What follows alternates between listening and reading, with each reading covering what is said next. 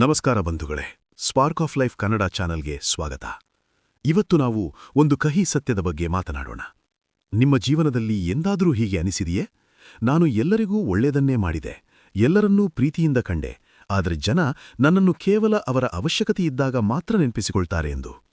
ಕೆಲಸ ಮುಗಿದ ಮೇಲೆ ನಿಮ್ಮನ್ನು ಕಸದಂತೆ ಎಸೆಯುವ ಈ ಪ್ರಪಂಚದಲ್ಲಿ ನಿಮ್ಮ ಬೆಲೆ ಏನು ಎಂಬ ಪ್ರಶ್ನೆ ಕಾಡುತ್ತಿದೆಯೇ? ನಮ್ಮನ್ನು ಜನರು ಬಳಸಿಕೊಳ್ಳಲು ಕಾರಣ ಅವರು ಕೆಟ್ಟವರಾಗಿರುವುದಲ್ಲ, ನಮಗೆ ನಮ್ಮ ಬೆಲೆ ತಿಳಿಯದೇ ಇರುವುದು. ಕುರುಕ್ಷೇತ್ರದ ಮೈದಾನದಲ್ಲಿ ಅರ್ಜುನನಿಗೂ ಇಂತಹುದೇ ಗೊಂದಲವಿತ್ತು. ಇವತ್ತು ಕೃಷ್ಣನ ಮಾತುಗಳ ಮೂಲಕ ಈ ಪ್ರಶ್ನೆಗೆ ಉತ್ತರ ಹುಡುಕೋಣ.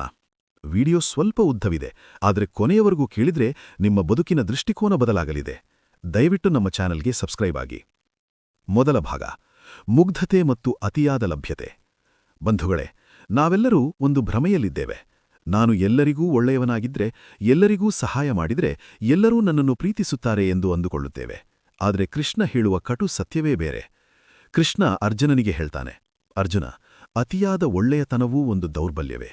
ಹೌದು, ನೀವು ಅತಿಯಾದ ಸಕ್ಕರೆಯಾದರೆ ಇರುವೆಗಳು ನಿಮ್ಮನ್ನು ತಿಂದು ಹಾಕುತ್ತವೆ.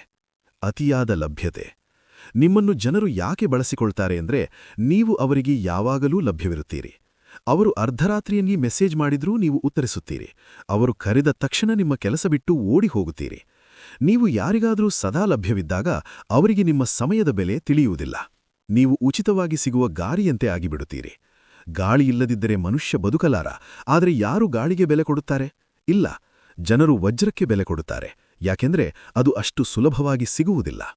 ಒಮ್ಮೆ ಯೋಚಿಸಿ ನೋಡಿ, ನಿಮ್ಮ ಕಷ್ಟದ ದುಡಿಮೆಯ ಹಣವನ್ನು ಯಾರೋ ಒಬ್ಬ ಸ್ನೇಹಿತ ತುರ್ತು ಅವಶ್ಯಕತೆಯಿದೆ ಎಂದು ಕೇಳುತ್ತಾನೆ. ನೀವು ನಿಮ್ಮ ಸಂಸಾರದ ಬಗ್ಗೆಯೂ ಯೋಚಿಸದೆ ಮುಲಾಜಿಲ್ಲದೆ ಅವನಿಗೆ ಸಹಾಯ ಮಾಡುತ್ತೀರಿ. ಆದರೆ ಅದೇ ವ್ಯಕ್ತಿ ತಿಂಗಳುಗಳ ನಂತರ ನಿಮ್ಮ ಕಷ್ಟದ ಸಮಯದಲ್ಲಿ ಕಾಣಿಸಿಕೊಳ್ಳುವುದೇ ಇಲ್ಲ, ನಿಮ್ಮ ಫೋನ್ ಕೂಡ ಎತ್ತುವುದಿಲ್ಲ. ಆಗ ನಿಮಗೆ ಅನಿಸುತ್ತದೆ, ನಾನು ಯಾಕಿಷ್ಟು ದಡ್ಡನಾದೆ ಎಂದು. ಮೋಹ ಮತ್ತು ನಿರೀಕ್ಷೆ. ಭಗವದ್ಗೀತೆಯಲ್ಲಿ ಕೃಷ್ಣ ವಿವರಿಸುವ ಮೋಹ ಅಂದರೆ ಇದೆ.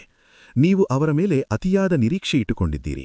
ನಾನು ಅವರಿಗೆ ಸಹಾಯ ಮಾಡಿದರೆ ಅವರು ನನಗೆ ಸಹಾಯ ಮಾಡುತ್ತಾರೆ ಎಂಬ ಈ ಭಾವನಾತ್ಮಕ ಬಂಧನವೇ ನಿಮ್ಮನ್ನು ಬಳಸಿಕೊಳ್ಳಲು ಜನರಿಗೆ ದಾರಿ ಮಾಡಿಕೊಡುತ್ತದೆ. ನೀವು ಇತರರ ಮೇಲೆ ಅತಿಯಾದ ನಿರೀಕ್ಷೆ ಇಟ್ಟಾಗ ನಿಮ್ಮ ಮನಸ್ಸಿನ ರಿಮೋಟ್ ಕಂಟ್ರೋಲನ್ನು ಅವರ ಕೈಗೆ ಕೊಟ್ಟಂತೆ. ಅವರು ತಮ್ಮ ಅವಶ್ಯಕತೆ ಮುಗಿದ ಮೇಲೆ ನಿಮ್ಮನ್ನು ಆಟವಾಡಿಸಿ ಎಸೆಯುತ್ತಾರೆ. ಕೃಷ್ಣನ ಪಾಠ. ಕೃಷ್ಣ ಹೇಳುತ್ತಾನೆ, ಪ್ರೀತಿ ಇರಲಿ, ಆದರೆ ಅದು ನಿನ್ನನ್ನು ಕುರುಡು ಮಾಡಬಾರದು. ನೀವು ಕಲಿಯಬೇಕಾದ ಮೊದಲ ಪಾಠವೆಂದರೆ ಇಲ್ಲ ಎಂದು ಹೇಳುವುದು. ಯಾರು ನಿಮ್ಮ ಮೌಲ್ಯವನ್ನು ಅರಿಯುವುದಿಲ್ಲವೋ ಅವರಿಗೆ ನಿಮ್ಮ ಸಮಯವನ್ನು ದಾನ ಮಾಡಬೇಡಿ. ನಿಮ್ಮ ಲಭ್ಯತೆ ಕೇವಲ ಅರ್ಹರಿಗಾಗಿ ಮಾತ್ರ ಇರಲಿ. ಇವತ್ತೇ ನಿಮ್ಮ ಲಿಸ್ಟ್ ಚೆಕ್ ಮಾಡಿ. ನಿಮ್ಮ ಲೈಫ್ನಲ್ಲಿ ಎಷ್ಟು ಜನ ಕೇವಲ ಕೆಲಸ ಇದ್ದಾಗ ಮಾತ್ರ ಮೆಸೇಜ್ ಮಾಡ್ತಾರೆ? ಅಂಥವರಿಂದ ಇಂದೇ ಗೌರವಯುತವಾಗಿ ದೂರ ಸರಿಯಿರಿ. ನಿಮ್ಮ ಬೆಲೆ ಕಡಿಮೆ ಮಾಡಿಕೊಳ್ಳಬೇಡಿ. ಎರಡನೇ ಭಾಗ, ಅಹಂಕಾರವಿಲ್ಲದ ಸಜ್ಜನಿಕೆ ವರ್ಸಸ್ ಆತ್ಮಗೌರವ. ಬಂಧುಗಳೇ, ಭಗವದ್ಗೀತೆಯ 12ನೇ ಅಧ್ಯಾಯದಲ್ಲಿ ಶ್ರೀಕೃಷ್ಣನು ಒಬ್ಬ ಶ್ರೇಷ್ಠ ಮನುಷ್ಯನ ಲಕ್ಷಣಗಳನ್ನು ಹೇಳುತ್ತಾನೆ. ಅದ್ವೇಷ್ಟಾ ಸರ್ವಭೂತಾನಾಂ ಮೈತ್ರಃ ಕರುಣಯೇವಚ. ಅಂದ್ರೆ ಯಾರನ್ನೂ ದ್ವೇಷಿಸಬೇಡ, ಎಲ್ಲರಲ್ಲಿ ಮಿತ್ರನಾಗಿರು ಮತ್ತು ಕರುಣಾಮಯಿಯಾಗಿರು. ಆದರೆ ಇದರ ಅರ್ಥ ನಿನ್ನನ್ನು ನೀನು ಅಡವಿಯಿಡು ಎಂದಲ್ಲ. ಇಲ್ಲಿ ಅನೇಕರು ತಪ್ಪು ಮಾಡ್ತಾರೆ. ಸಜ್ಜನಿಕೆ ಎಂದರೆ ಶರಣಾಗತಿಯಲ್ಲ, ಕಳೆದುಕೊಳ್ಳುವ ಭಯ. ಜನರು ನಿಮ್ಮನ್ನು ಯಾಕೆ ಬಳಸಿಕೊಳ್ತಾರೆ ಗೊತ್ತಾ? ನಿಮ್ಮಲ್ಲಿರುವ ಕಳೆದುಕೊಳ್ಳುವ ಭಯ. ನಾನು ಇವರ ಮಾತನ್ನು ಕೇಳದಿದ್ರೆ ಅವರು ನನ್ನನ್ನು ಬಿಟ್ಟು ಹೋಗುತ್ತಾರೆ. ನಾನು ಇಲ್ಲ ಎಂದು ಹೇಳಿದ್ರೆ ಅವರಿಗೆ ಬೇಸರವಾಗುತ್ತದೆ. ಈ ಭಯವೇ ನಿಮ್ಮನ್ನು ಇತರರ ಗುಲಾಮರನ್ನಾಗಿ ಮಾಡುತ್ತದೆ. ನೆನಪಿಡಿ, ನೀವು ಎಲ್ಲರನ್ನೂ ಸಮಾಧಾನಿಸಲು ಪ್ಲೀಸ್ ಎವ್ರಿವನ್ ಸಾಧ್ಯವಿಲ್ಲ. ಈ ಪ್ರಪಂಚದಲ್ಲಿ ದೇವರಿಗೆ ಎಲ್ಲರನ್ನೂ ತೃಪ್ತಿಪಡಿಸಲು ಸಾಧ್ಯವಾಗಲಿಲ್ಲ, ಇನ್ನು ನಮ್ಮ ಸಾಮಾನ್ಯ ಮನುಷ್ಯರಿಗೆ. ಆತ್ಮಗೌರವಕ್ಕೆ ಧಕ್ಕೆಯಾದಾಗ ಕೃಷ್ಣ ಅರ್ಜುನನಿಗೆ ಹೇಳುತ್ತಾನೆ, ಧರ್ಮಕ್ಕಾಗಿ ನಿಂತು ಹೋರಾಡು. ನಿಮ್ಮ ಆತ್ಮಗೌರವಕ್ಕೆ ಧಕ್ಕೆಯಾದಾಗ, ನಿಮ್ಮನ್ನು ಕೀಳಾಗಿ ಕಂಡಾಗ ಮೌನವಾಗಿ ಸಹಿಸಿಕೊಳ್ಳುವುದು ಸಜ್ಜನಿಕೆಯಲ್ಲ, ಅದು ಕಾಯರತನ. ಜನರು ನಿಮ್ಮ ಬೆಲೆ ಅರಿಯದೆ ಕೇವಲ ಅವರ ಅವಶ್ಯಕತೆಗಾಗಿ ಬಳಸಿಕೊಳ್ಳುತ್ತಿದ್ದಾರೆ ಎಂದು ಗೊತ್ತಾದ ತಕ್ಷಣ ಅಲ್ಲಿಂದ ಗೌರವಯುತವಾಗಿ ದೂರ ಸರಿಯುವುದೇ ಕೃಷ್ಣ ಕಲಿಸುವ ಪಾಠ. ಮಿತಿಯನ್ನು ನಿರ್ಧರಿಸಿ. ನಿಮ್ಮ ಜೀವನಕ್ಕೆ ಒಂದು ಗೆರೆ ಎಳೆದುಕೊಳ್ಳಿ. ಎಲ್ಲಿಯವರೆಗೆ ಒಬ್ಬ ವ್ಯಕ್ತಿ ನಿಮ್ಮ ಗೌರವವನ್ನು ಕಾಪಾಡುತ್ತಾನೋ ಅಲ್ಲಿಯವರೆಗೆ ಮಾತ್ರ ಅವನಿಗೆ ಮರ್ಯಾದೆ ಕೊಡಿ. ನಿಮ್ಮ ಒಳ್ಳೆಯತನವನ್ನು ನಿಮ್ಮ ದೌರ್ಬಲ್ಯ ಎಂದು ತಿಳಿದವರಿಗೆ ನಿಮ್ಮ ಕಠಿಣ ಮುಖವನ್ನು ತೋರಿಸುವುದು ಅಧರ್ಮವಲ್ಲ, ಅದು ನಿಮ್ಮನ್ನು ನೀವು ಉಳಿಸಿಕೊಳ್ಳುವ ಧರ್ಮ. ಎಲ್ಲರಿಗೂ ಒಳ್ಳೆಯವನಾಗಲು ಹೋದರೆ ಕೊನೆಗೆ ನೀವೇ ಕೆಟ್ಟವನಾಗುತ್ತೀರಿ. ನಿಮ್ಮ ಆತ್ಮಗೌರವಕ್ಕಿಂತ ದೊಡ್ಡದಾದ ಸಂಬಂಧ ಈ ಜಗತ್ತಿನಲ್ಲಿ ಯಾವುದೂ ಇಲ್ಲ. ಒಬ್ಬ ಉದ್ಯೋಗಿ ತನ್ನ ಬಾಸ್ಗೆ ಎಷ್ಟು ಹೆದರುತ್ತಾನೆ ಅಂದ್ರೆ, ತನ್ನ ಸ್ವಂತ ಮಗನ ಜನ್ಮದಿನದಂದು ಆಫೀಸಿನಲ್ಲಿ ಉಳಿದು ಕೆಲಸ ಮಾಡುತ್ತಾನೆ. ಮಗನಿಗಾಗಿ ಸಮಯವಿದ್ದರೂ ಬಾಸ್ಗೆ ಇಲ್ಲ ಎನ್ನಲು ಸಾಧ್ಯವಾಗುವುದಿಲ್ಲ.